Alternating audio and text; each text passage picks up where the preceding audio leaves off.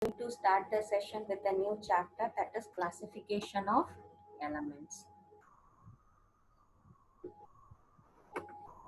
So this is our website classics.com. Once you go to practice, we have different packages available. Since now we are doing classes for NEET, we have to go to NEET Premium, and we are having revision notes as well as test series. You have test for each subject. You have n number of tests and one, that is 38 full test for your NEET full test. These are all subject wise. This is a complete test. Once you feel confident enough in each chapter, in each subject, that is physics, chemistry and biology, you are full free to take the complete test and analyze yourself where you are. Based on the score, you could be able to predict it. What are all the chapters you need to do revision? What are all the chapters you need to learn the concept once again so that your performance is the best? Let us start the chapter today, classification of element. If you look at the chapter based on the percentage basis, you could feel that it is just 2%, but the concepts which we study in this chapter, it is a base. The chapters which you are studying in class 11th, you are going to use it in your class 12th. Hence, the base will be from this chapter. There are many definitions and many concepts which we should understand before we go deep into the chapter. Hence, you cannot ignore this chapter.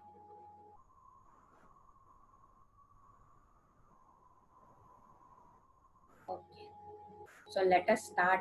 And if you go to revision notes, this is a precise note prepared by the Classics tutor to simplify your work.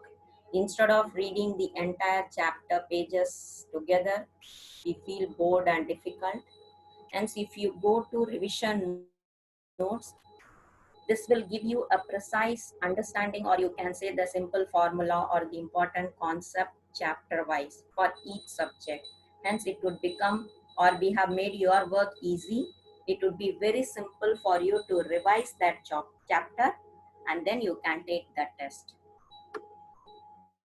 So if you click on revision notes, it opens in a new tab, which I have already opened it.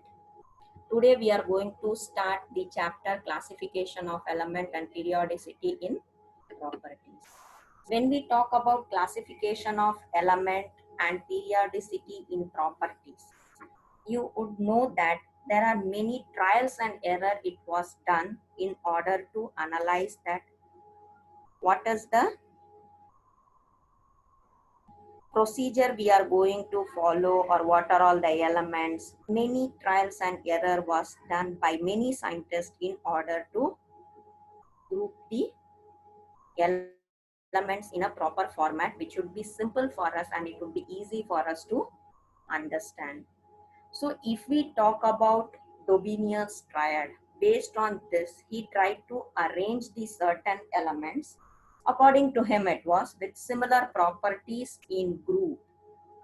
Similar properties in group, and that group was of 3 elements. 3 elements group with similar properties he collected, and he arranged that in such a way that atomic mass of your middle element, if I say element 1, 2 and 3, atomic mass of the middle element should be, or it can be nearly the same as the average atomic mass of first and the third.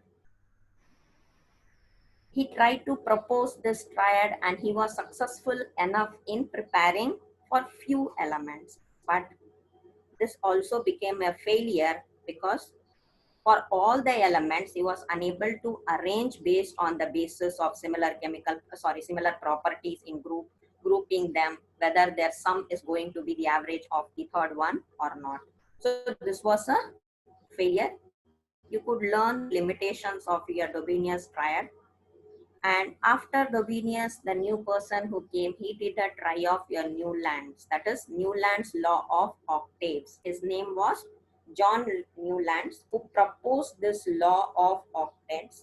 Among that, he said is when elements you are arranging in the order of increasing atomic mass, it will be a repetition. That is, every eighth element will have similar properties to that of the first one. First and eighth, according to him, first and eighth will have similar properties. And that is why he called it as a law of octaves, because he had a similar relationship existed. For again, he was also successful enough for bringing this relation for few elements, but not all. Again, this also had certain limitation. His classification was successful enough, but only till calcium, and further he was unable to proceed. And next person who came, that is your Mendeleev's periodic table, the physical and chemical properties of the element in a periodic function of their atomic mass. So Mendeleev's arranged the elements in the order of increasing atomic masses, and he called that as arrangement was called as periodic table. But to some extent, we could conclude that Mendeleev's periodic table was successful enough, because he also placed elements with similar characteristics in vertical rows. He also called it as groups, horizontal rows as periods. So to some extent, we could conclude that Mendeleev's periodic table was successful enough, but currently we are following modern periodic table. Currently we are using modern periodic table, and there are many physical and chemical properties of the element will be the periodic function of their. Difference between your Mendeleev's periodic table and your modern periodic table is he was following atomic mass, and modern periodic law is being followed based on the atomic number. And in detail, you could study the drawbacks of each one and then how the drawback was overcome in the next. And ultimately, modern periodic law became the most successful enough, and now we are using our modern periodic table. So based on your modern periodic law, what we know that groups and periods. So vertical rows, we are going to call it as a group, and so total, if you are saying the long form of your periodic table, they are going to consist of your vertical rows, which we are naming it as a group. And there are total 18 groups. And even in Mendeleev's periodic table, he also said that each group will be independent of the other.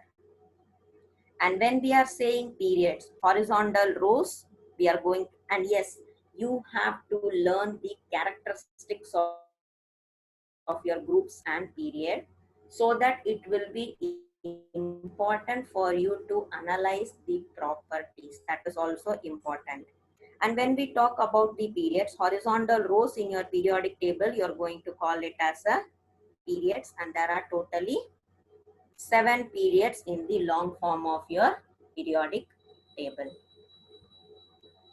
So based on the groups, period, all this arrangement was done, all the elements got its position in the periodic table.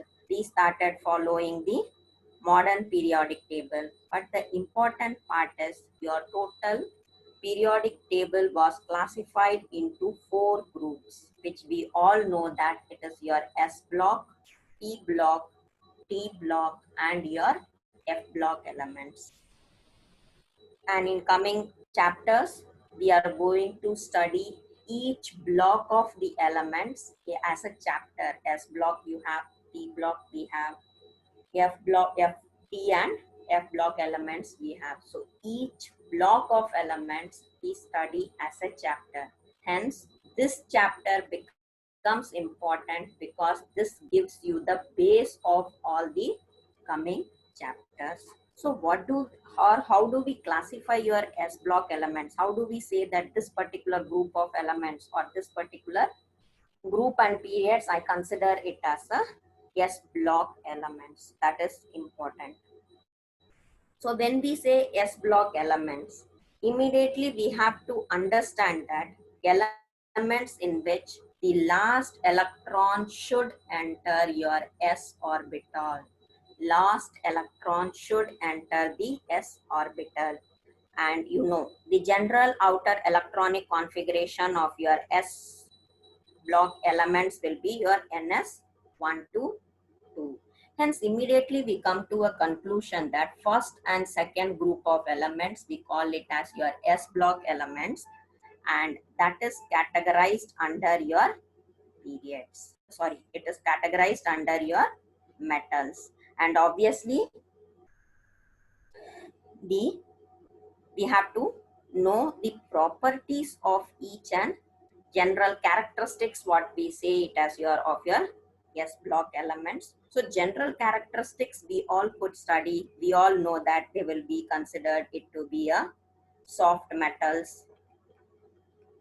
Then basic important point, it will be having low melting and boiling point. So all those properties is important because based on the properties of your s block or p block or your d and f block, you will be asked questions. So that is also important. Like if we are talking about your s block elements, immediately we conclude that they are soft metals. They will have low melting and boiling point. They will have low melting and boiling point. And along with that, they will have low ionization energy and they are highly electropositive.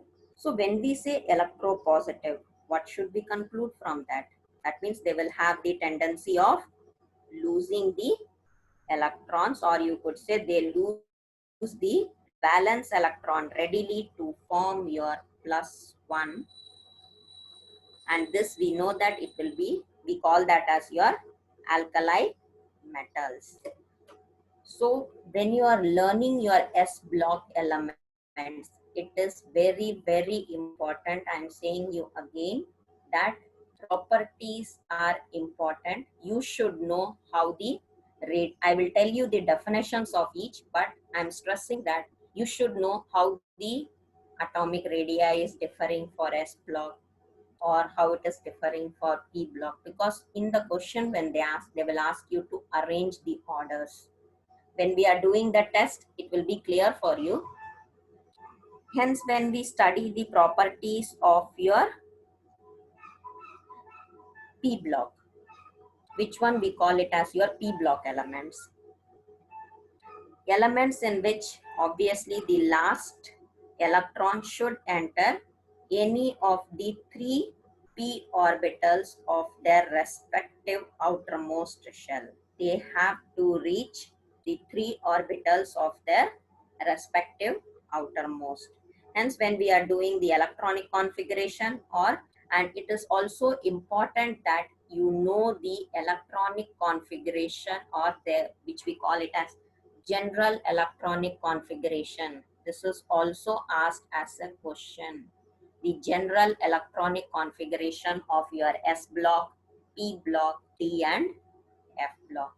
For each block, you should know the general electronic configuration. It is asked in exams. And when we are talking about the properties, immediately when we say it is p block or the last electrons enter into p blocks, we should understand that it should be a metalloids. And here it falls under the category of metalloids and non-metals. Exception is some of them are metals also. Hence, when we look into our notes, see, each type is explained in short, and this information would be sufficient enough. So when we talk about your p block elements, I have given the outermost electronic configuration, and the elements belonging to this group number are from 13 to 18. It is categorized under your p block elements. And when we talk about the general properties, p block elements will include both metals and non-metals, but basically the number of non-metal will be higher compared to your metals. And metallic character, when you talk, no, it will be increasing from top to bottom within a group, and non-metallic character will increase from left to right. And the next one is, if we talk about your P block elements, what do we say in your P block elements? As usual, you should know the general electronic configuration of your D block elements, and it is coming under the group of metals.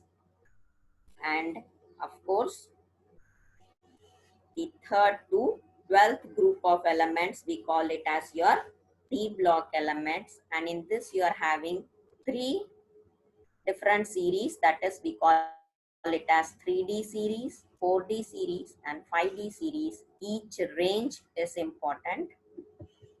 So D block elements, these are elements of your group number 13 to 12.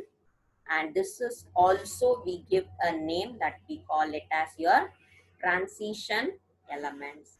Transition elements, we call it as D block elements. And when we talk about the properties of your D block elements, of course, they will be hard, malleable, and ductile. And the metals, because these are being categorized under the group of metals, they will be having high melting and boiling point, and they are, of course, good conductor of heat and electricity. And the next group of element is your F block elements. So when I say your F block elements, they have two rows actually. And at the bottom of your periodic table, you will come across your F block elements. That is nothing but the two blocks which is available at the end of the periodic table. The two blocks are your lanthanides and your actinides. And when this is again very important, outermost, or you can say general electronic configuration for your F block elements. So when you study the properties of your F block elements, in that 4F series, it is considered to be your lanthanide elements, and total, if you count that, it is 14 elements. And your 5F series, the name given to that is actinides, and it is also, you can name that as your F block elements, or we call it as your inner transition elements. And of course, you have to learn the properties even for your F block elements. And basically, just like we grouped your S block to be metals, P blocks to be metals, non-metals and metalloids, your D block. In the same way, your F block elements are categorized to be radioactive elements. It is categorized to be the radioactive elements. So basically, from the beginning, we are saying, okay, S block is metals, E block is non-metals, or D block is metalloids, so and so we are saying. But we should understand that what is metals then? Or before we learn metals, I would like to tell you few definitions, that is atomic radii, covalent radii, ionic radii, and van der Waal radii. There is a relation with each other. So atomic radii, immediately when we say radius, so it is nothing but distance from the center of your nucleus. It is distance from the center of the nucleus to the outermost shell. Outermost shell. So center of the nucleus, when we say an outermost shell, that is, for example, if I'm saying this to be my nucleus and this is my outermost shell, hence this gap I will consider it to be my atomic radii. But yes, of course, we should also focus on the fact that it will be very difficult to find out the accurate size of these things, because the size of the atom will be too small and it is very difficult to isolate the atoms. And also you should remember that, based on, though we say it is very small, but it exists, hence you could never say that electron is never zero and it will never, even you can say that up to large distance it can travel, or all those conditions. And size of your atom will keep on changing from one bonded state to another. Therefore, we have to consider the effective size instead of saying accurate size. When I say atomic radii, it is the effective one, and you cannot say that this will be the accurate one. In the same way, you will have covalent radii. How we conclude covalent radii? So covalent, already you be knowing covalent means sharing of electrons. So if I say two electrons, like for example, this is hydrogen and this is also hydrogen. So the distance between this one, so this you will say that atomic radius of H2. It is the distance between the center of the nuclei of your atom and mean position of the shared pair of electrons. So that we conclude it as to be covalent radii. Or in short, if you want to convey, you can say that covalent radii is nothing but it is 1/2 of your internuclear distance between the bonded atom. It is half of the internucleus distance between the bonded atoms. And the next one is ionic radii. Once again, you can say that it will be 1/2 of your internuclear distance between the bonded atom. But yes, when I say ionic, the distance between it should be cation and your anion. It becomes the distance between the cation and your anion in any ionic crystal. For example, you can say your NaCl. This if I say R, and this if I say it to be your plus, so the distance you will say has to be ionic radius.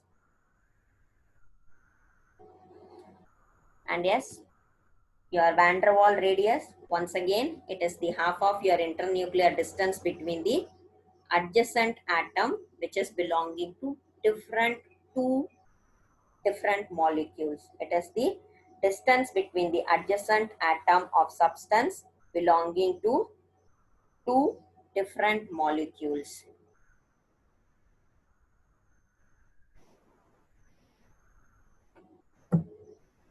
And basically van der Waal radius or van der Waal radii you can find out in inert gases. And very important topic from this chapter is two concepts, that is your ionization energy, electron affinity and electronegativity. But before we go into that, we should describe, as we were, sorry, that is your metals, non-metals and metalloids. How do we say your metals, non-metals and your metalloids? So basically more than 78% of your all known elements, it is being categorized into your metals. And this will be basically present in the left side of your periodic table. So if I say no, okay, fine, non-metals, these are present in top right hand side of your periodic table, and these are basically your, or you can say usually it is gases or solid at room temperature. And metalloids, elements which is going to show the character of your both, that is metals and non-metals, they that we say to be your metalloids, or it is also called as semi-metals. Hence we should know how do we categorize as metals, non-metals, and your metalloids? You know, based on the total number of valence electron present in the outermost shell, we conclude that it is a metal, non-metal, and your metalloids. This you would have been studying in your lower classes. So next important is what is ionization energy. Amount of your energy or amount of energy which we are going to require in order to remove an electron from your valence shell of your isolated gaseous atom. We say that as your ionization energy. So immediately we should understand that it is saying that required amount of energy required.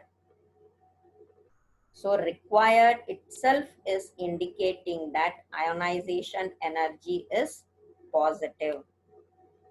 So it is always given from outside to remove an electron. We are providing an additional energy from outside in order to remove an electron from your valence shell. So when you are studying in detail the chapters, you will find out that you are studying first ionization energy, second ionization energy, and so on. So there we categorize that it is the amount of energy you are requiring in order to remove your first electron or in order to remove your second electron. It depends. And next important is your electron gain enthalpy. And so what is electron gain enthalpy? So we can consider electron gain enthalpy as an opposite term of your ionization energy, because here we are going to say that it is amount of energy released when you are trying to remove, when electron is being added to the outermost shell. It is the amount of energy which is being released in order to, electron is added to outermost shell of an atom, and this energy will totally depend upon the extent of your, or you can say extent of attraction for the incoming electrons. Whichever electrons I am trying to bring in, the concept will totally depend on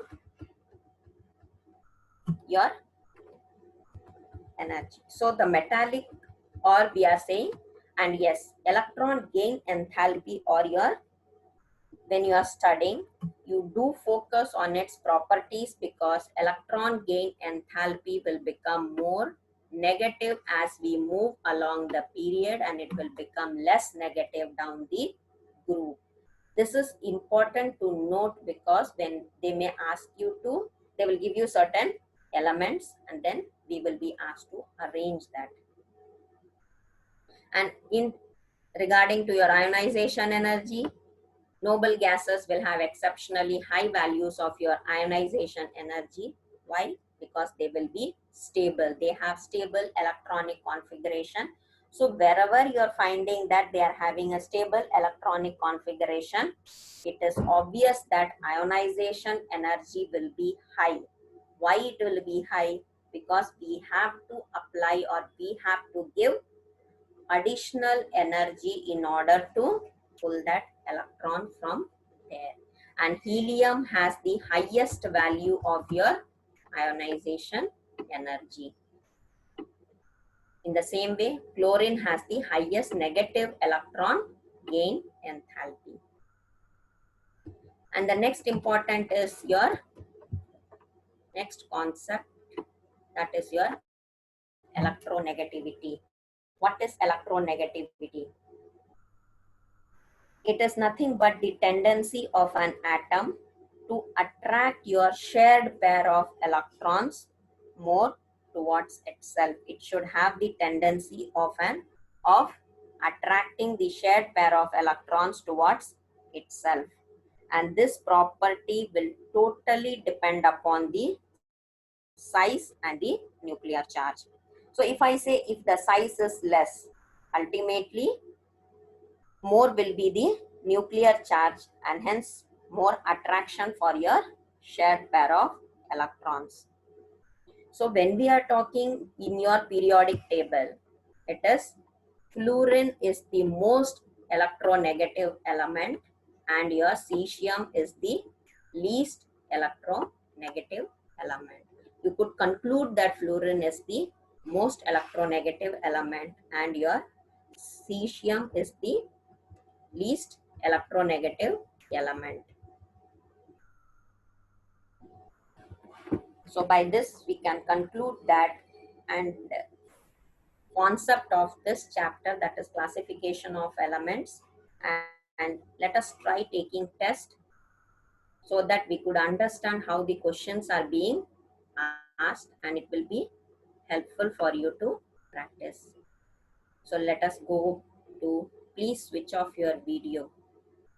Let us go to chemistry, and today we are doing the chapter classification of elements. So let us pick a test from it.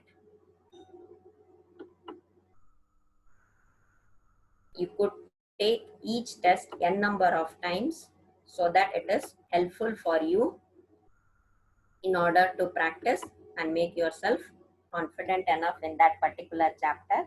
And students, it is not enough to view or to listen to one test. It is important that I'm solving a test paper, you're listening to the solution, it is good.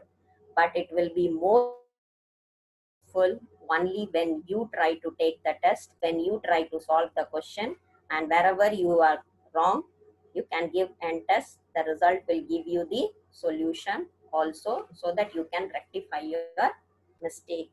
It is very, very important that you take test, practice yourself and feel confident. So now let us do the first question. The first question they have given us is the first ionization potential in electron volt of nitrogen and oxygen atom are respectively given by. So let us solve it out.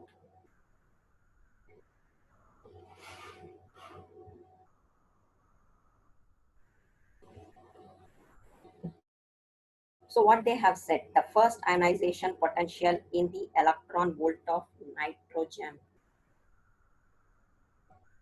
and your oxygen. So when we do the electronic configuration of your nitrogen, 1s2, 2s2, 2p3, because you know that your atomic number of nitrogen is 7. And when I do for oxygen, it is 8. So you will get 1s2, 2s2, 2p4. So here when we say N is going to be more stable because it is half filled. It is half filled because you know p orbital can accommodate 6 electrons and here it is half filled. While discussing the concept, I already told you if it is fully filled or it is half filled, it is stability increases. Hence, you could say that here the stability of your nitrogen will be high. So if I look at the option, if I say stability is high, what did I tell you? It is said that ionization energy, see, noble gases and exceptionally your ionized because of their stable electronic configuration. Stable electronic configuration. So when I look at these two options, which one has stable electronic configuration? Comparing nitrogen and oxygen, your nitrogen has stable high electronic configuration. Hence, you could conclude that if the stability is more, ionization energy you will require will also be more. So from the given option, if I check which is possible, A or D, both 14.6 done. But the second one, oxygen, it is less stable, that means it should require less ionization energy. That means my option A should be right, because here both is same value, and the other two option we neglect because nitrogen should have high potential, right? So we can say that it is option A is correct. We can save and go to next. Here they are asking atomic radii of fluorine and your neon. Sorry, yes, fluorine and neon in angstrom units. Which one? So how they have given us option and value. Do we know how to calculate those value? No. So when we do the electronic configuration of your fluorine and your neon.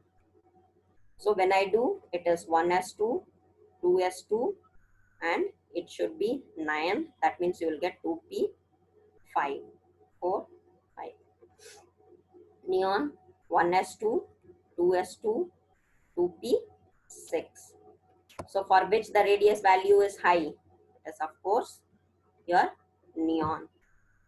So look at the option. In which option your neon should be higher? Correct? Neon should be higher. So in this option, whichever is having higher radius, the value should be high.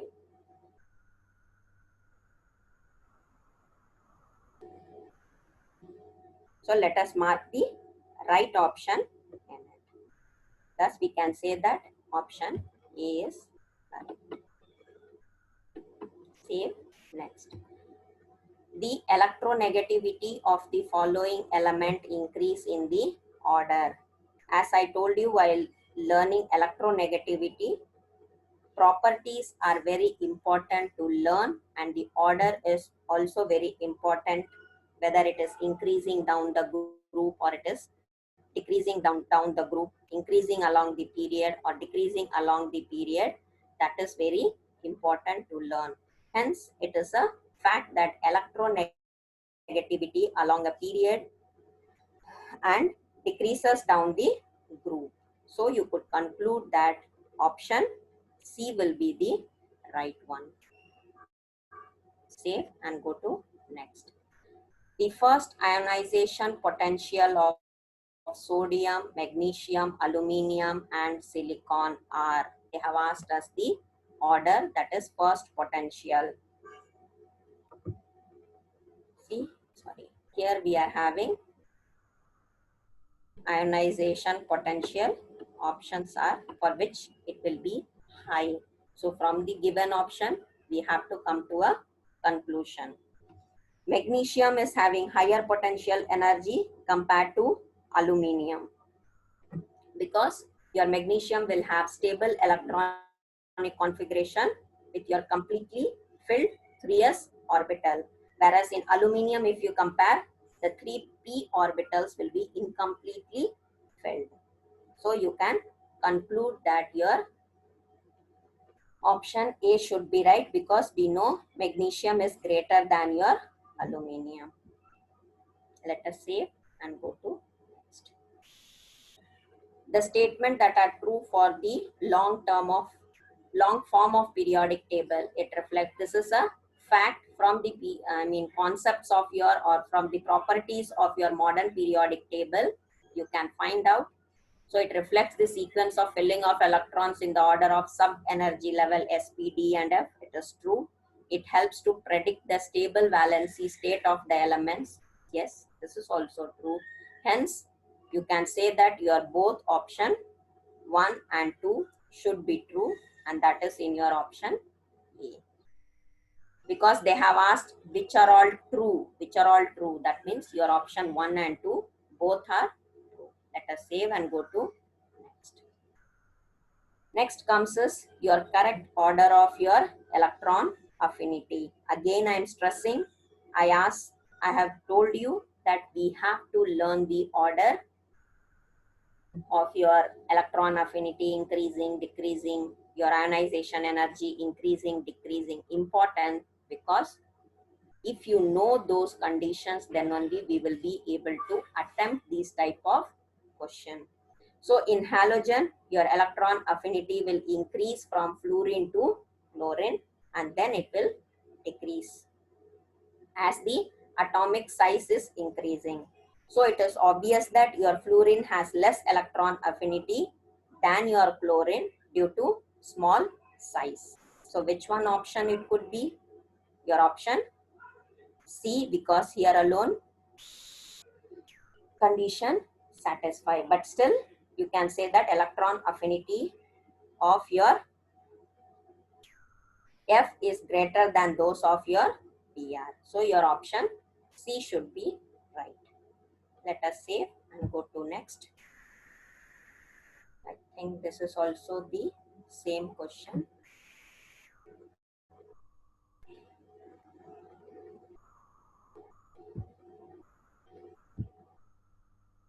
And the correct order of your ionization energy, here comes the correct order of your ionization energy is your nitrogen will have the maximum ionization energy in this given option. It is not in the entire elements. Here carbon, nitrogen and oxygen, when you compare, nitrogen will have maximum ionization energy, because when you do the electronic configuration, you could come to know that it will have half filled electronic configuration. Hence you can say that your order option C will be right.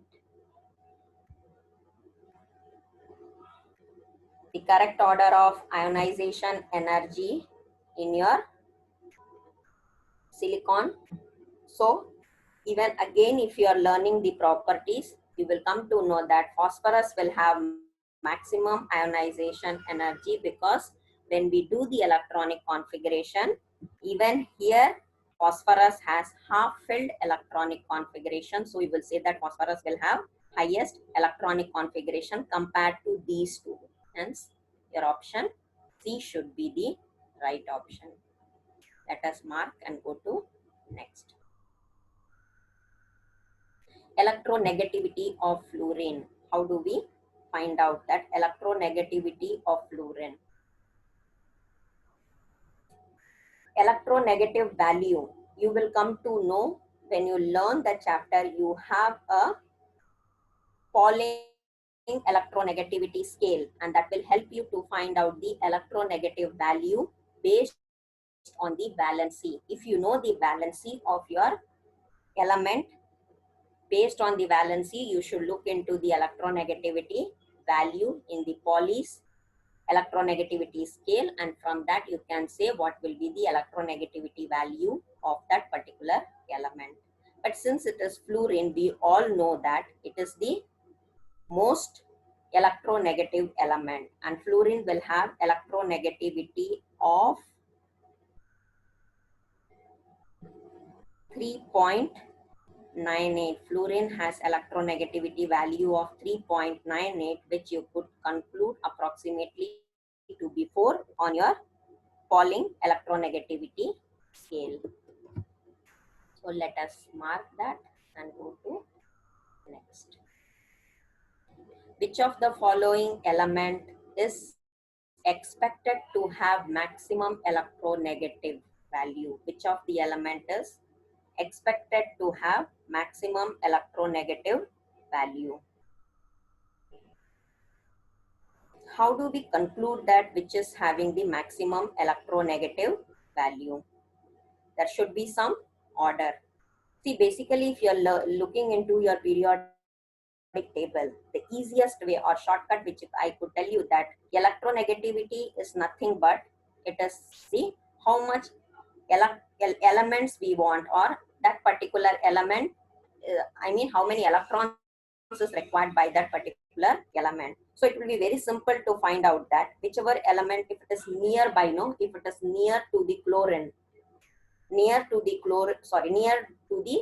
fluorine, that will be more electronegative. It is a simple trick to find out. That is not the exact solution.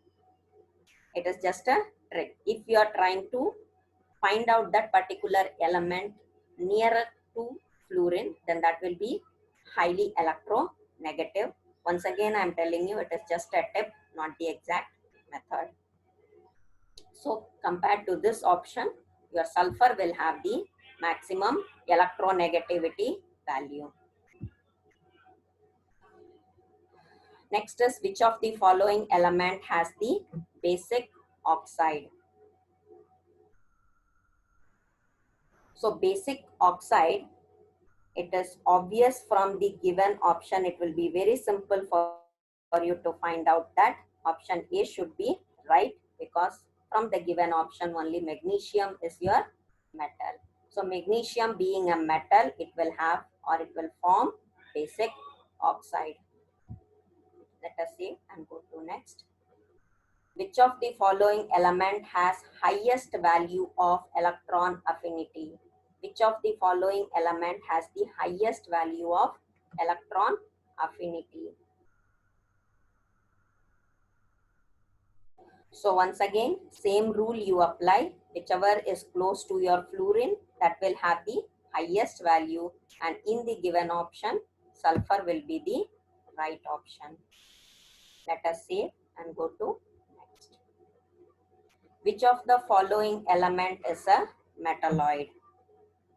So how do you find out the from the given option which is a metalloid?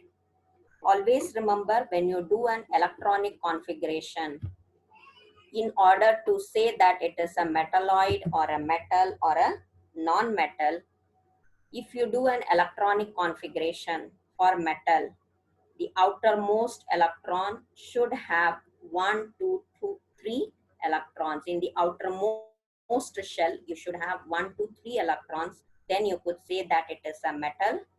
If it is a non-metal, the outermost shell, it should have, that is 5 to 7 electrons. In the outermost shell, if you have 5 to 7 electrons, see, there is a difference between valency and valence electron. I am talking about valence electron, not valency. Please do not confuse. I am talking about valence electron. If the outermost shell has 1, 2, 3 electrons, that is valence electron, then it is categorized under metals. If you say 5 to 7 electrons in the outermost shell, it is a non-metal, and of course the leftover is 4. So when you do an electronic configuration for the given option, the element which has 4 as their valence electron, that will be categorized as the metalloid. So you can say, let us save and go to next. Which of the following element will never have an oxidation state of +1? It will never have an oxidation state of +1. So when I say oxidation state of +1, it is of course that fluorine is your most electronegative element, and the oxidation state of fluorine is -1. It can never be +1 because it is the most electronegative element. Let us save and go to next. We have reached the last question. So let us give, and sorry, I have not marked this. So we have completed all the 15 questions. Let us give end test and see which are all right.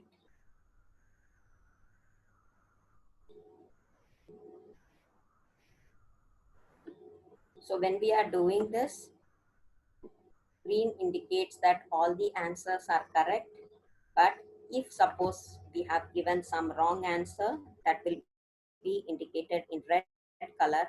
And if you click on that particular question, it will give you the right answer as well as the explanation to that answer. If suppose you are gone wrong, you could learn the explanation, and from the explanation you could get the right answer. So that's all for today. Let us see tomorrow with a new chapter and a new questions. But till then, do learn this chapter, practice the test, and have and feel or evaluate yourself and find out if you're confident enough. If not, if you are not confident enough or if you are stuck with any question, you are full free to reach us by the service provided here, that is your a feature added to play6.com, that is ask. Through ask you can post your question or you can reach out to us with telegram chat application. You can post, you're full free to post your question as and when tutors are free, they will revert back to your answer. And if in case you feel that you are not confident with the chapter, you can reach to the Clay 6 management and request for one-to-one classes from the Clay 6 tutor. Thank you.